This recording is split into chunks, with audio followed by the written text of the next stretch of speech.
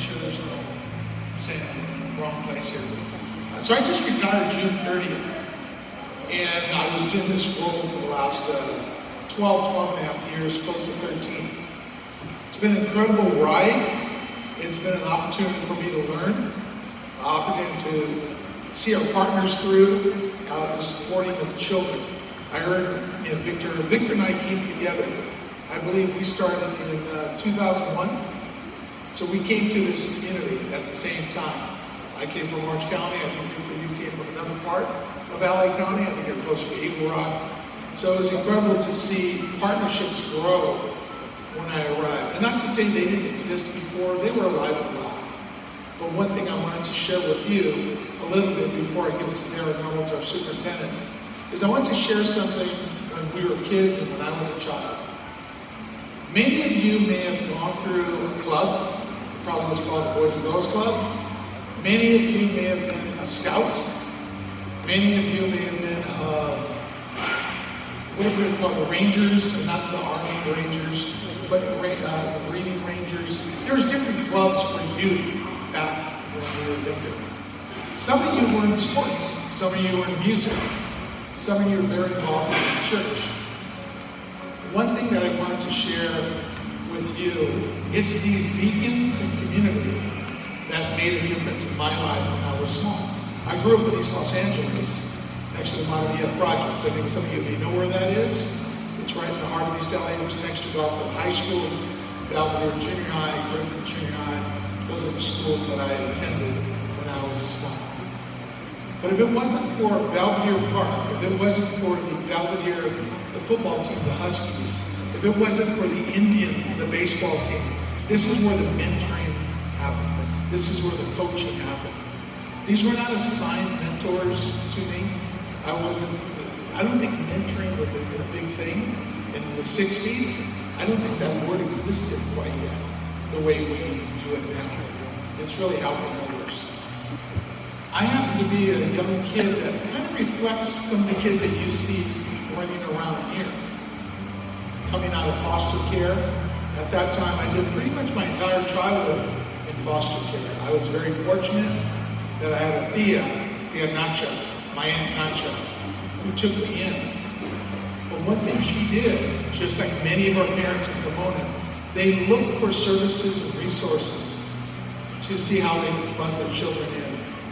And it's good to have healthy organizations like this one. Because for me, if it wasn't for Belvedere Park, we didn't have a club close to us. The club closest to us was Royal Heights. That was a little too far.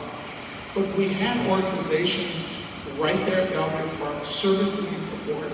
It was organizations that provided supervision and care, and people that really wanted to create a relationship, just like what you do every day. So you may be hands-on supporting youth, or you may be indirectly supporting youth through giving. And that's what I continue doing. I do both. I want to make sure that we still support kids. I live in Whittier, and I try to give back through our church with a lot of youth programming. I do a lot of foster care support in our community there through our church. So I encourage you, and I want to thank Victor for the partnership, because if it wasn't for organizations like yours, when I was young and being close to Monterey Projects, being a scout in East Los Angeles was frowned upon by other kids. Wearing a uniform and being part of that establishment wasn't very good. But my neighbor, she was a Denmark, and she said, what if you didn't have to wear the uniform? What if you didn't have to say you were a scout? Would you come and participate? And I said, as long as I don't have to be one of you, I'll be part of you. And that was something that was important back then. It was actually about safety, because I don't want to get my butt kicked if you're part of the Scouts. But it was still those organizations that worked and bend and flexed to make it work for kids. And that's what Victor's done here, is you work it out, because our kids deal with the same things. Sometimes you shouldn't be over there. You may be too smart. You may think you know more than the rest of us because you hang out at the club. But they've made it, you've made it possible. And there's some of you board members that have been here longer than I've been here that's sitting on the board. I want to thank John Forbig, because you've been the quiet hero, the silent hero in all of this. Thank you. And the other organizations here, thank you. The hospital, Community Hospital, Pomona Valley, thank you for being caring and supportive of this. The fairgrounds, David Perez, thank you, because you've been very engaged in this process of what's happening. So I just like to thank you from a kid that's a little older now, a little more retired now, but still will continue supporting what Victor does here, what you do here.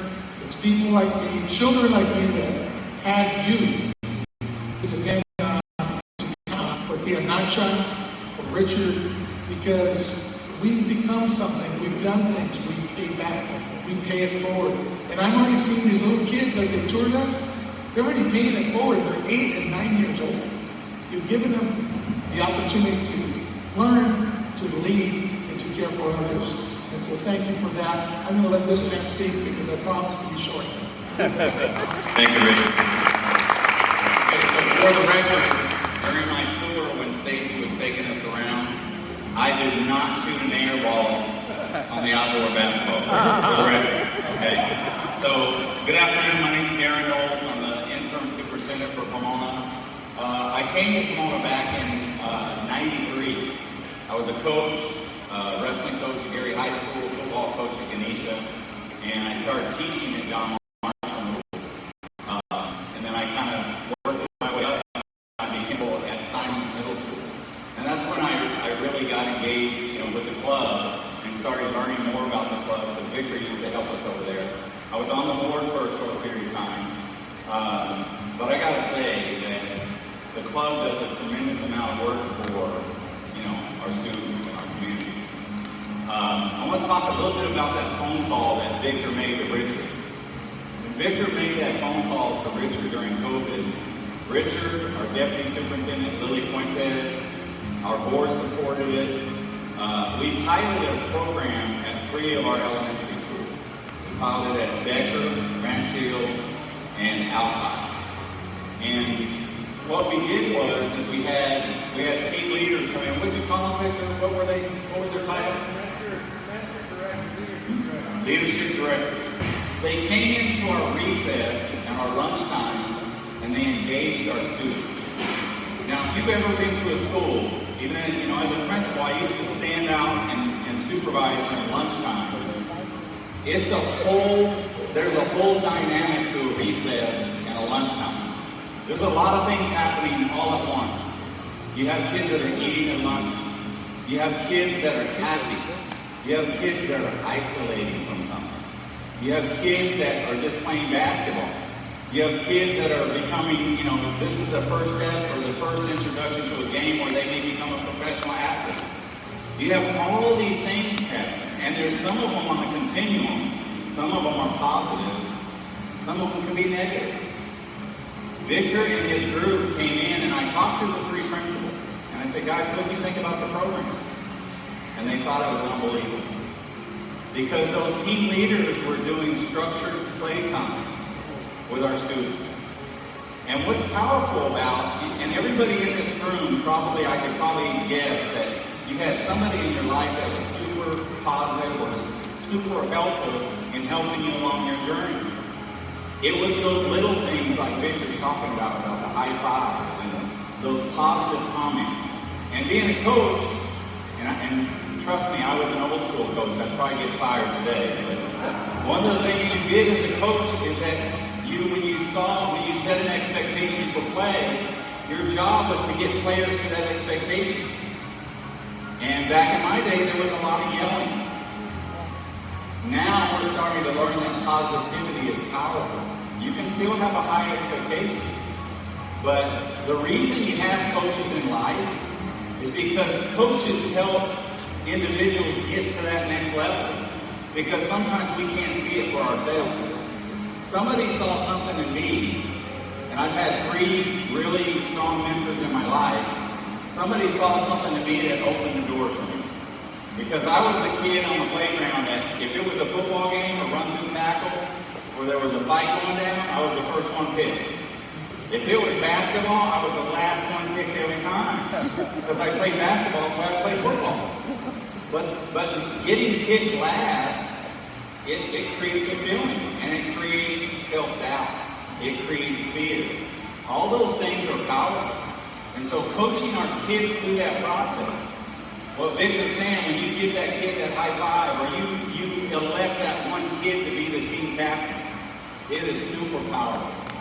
And so I want to thank Victor. I want to thank his team. And let's talk about next steps. So in terms of next steps, I know that this next year we're going to be expanding this program. We're going to be going to, I think we're going to 6 schools and rotating every 4 weeks. I might have that backwards, but we're going to be rotating into our elementary schools where we engage in this structured play.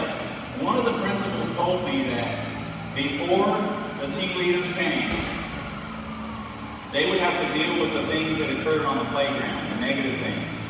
So that the principal would spend their whole time after the lunch dealing with that. After the team leaders came, the behavior went down to 0 because the kids were engaged. But this is an extension of the club. There are kids, that come to this club every day, that this is home for them. This is a safe place for them. For me, that place was school. I know, we all have a story, but my story's tough too. And I grew up in a family I'm the only kid in my family to graduate from high school, not much less college. But I could have easily went on the same path as my brothers and sisters, but it was those mentors that helped me. Because I found safe places like the club. I didn't go to the club. I think when I was walking home, they used to have a thing called the Pink House.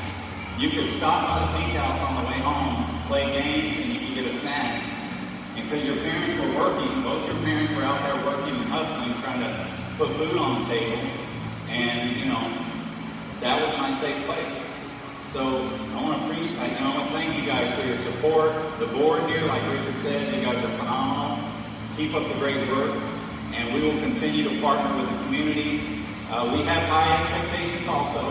I think we're all struggling with staffing issues right now, but we're gonna fight through that. But we want to thank Victor and the club for their partnership, because they're helping us at schools, and they're helping our children believe in themselves, and that's powerful. Thank you.